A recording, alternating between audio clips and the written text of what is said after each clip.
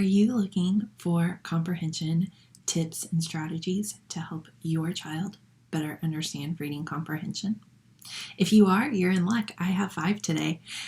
My name is Kathleen, and I'm a dyslexic here to help other dyslexics.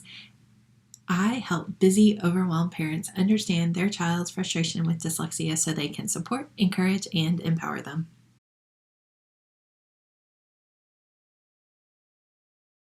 Reading is hard for a dyslexic. We all know this. Writing is hard for a dyslexic. Spelling is hard for a dyslexic. And reading comprehension is no other. It is also a challenge until it is taught. And then this becomes a strength. So once they start to understand how to do it, it changes. And this one becomes a strength, and they are able to comprehend things on a level nobody else is. So let's talk about 5 easy strategies to help build better comprehension when it comes to reading and just understanding things, so this can become a strength. So tip number 1 is called predict. So before they even start reading a book or the chapter or anything, I want them to predict what they're getting ready to read about. So they're going to start thinking, what is this chapter about? What is this book about? So just read the title and say, hey, what do you think we're getting ready to read about? Or what do you think you're getting ready to read about? Just ask a simple question. What do you think this is about? Simple, easy. It gets their brain started thinking about it, and then they can give you a verbal answer. Very easy. They've already started thinking about it. So that is the first one. Tip number 2 is to do a book walk. I don't know if you've ever done this. At school, this was a strategy, and I loved it. So you just take a book that you have, and you go through it before you even read it. So you're going to look at the title, you're going to go through, you're going to look at all the pages, you're going to look at the pictures, you're going to look at everything, and just see what the book is about before you even dive into it. This also works for a chapter in a textbook or whatever they're getting ready to read. So the chapters, go ahead and thumb through it, look at the bold vocabulary words, look at the diagrams and all that stuff, and just kind of start to see what the book or the chapter is about before you start reading. Tip number 3 is to read the reading comprehension questions at the end of the chapter before you begin. So figure out what the author wants you to know.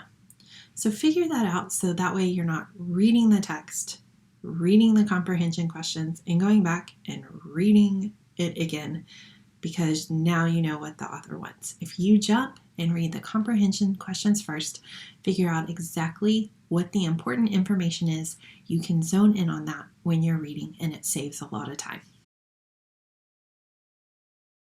Tip number 4 is either to take little notes as you read or draw pictures on the side of what you're reading.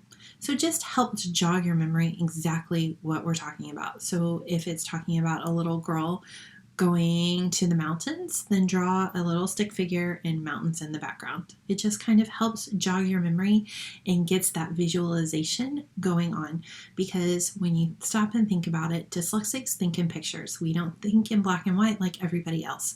So if we're starting to put pictures, little stick figures, nothing complicated, then they're going to start picking up more on what's going on in the story, and they can create a movie or pictures in their head to help them understand and bring the story to life.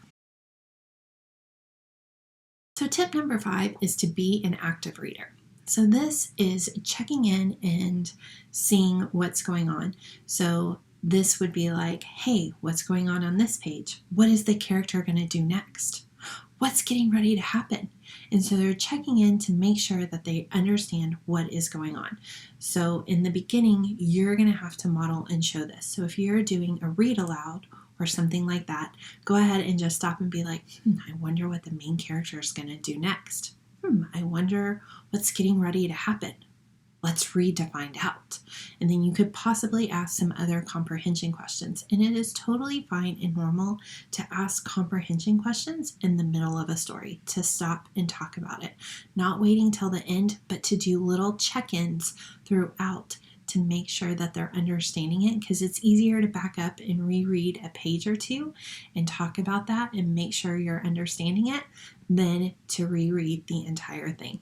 So do quick check-ins to help make them more of an active reader. Bonus one for you. Sometimes when it comes to comprehension, you don't even have to do a story. Like last night, I was working with my daughter and she is much younger, but I still want to make sure that she's understanding what we're doing. And we were baking together. And so I had her look at the box and tell me exactly what we needed. And she knew the pictures on the box. And so she was like, we need eggs. And I was like, perfect. How many eggs do we need? And she looked at the box and I was like, do we need one or do we need two? And she looked at it, she was like, we need two. So just simple questions on exactly what you're doing throughout the day will help with comprehension also. So just little checks like, what are we getting ready to do? Making sure that they're understanding things that are going on around, which will equate to understand what they're reading later on. So I hope you found these 6 tips useful. If you like this video, go ahead and give it a thumbs up and subscribe to my channel. I have had so much going on lately and that I'm so excited and have shared so much with y'all. Last week, I announced that I launched my free resource library and so many of y'all picked it up and grabbed it. My heart is so happy with how many of y'all did that. And so if you haven't grabbed it yet, go ahead and grab it. I'm going to link it in the description and in the comments for you. And not only do you get 1 free resource, you get 5 free resources from me to better help support your dyslexic. So you get my dyslexia guide, you get 101 ways to support your dyslexic, you get how dyslexics have gone on to change the world, you get multi-sensory guide, and the IEP planner. So much, an array of information to help you better support your dyslexic. And I can't wait to see you in the next one. Bye guys.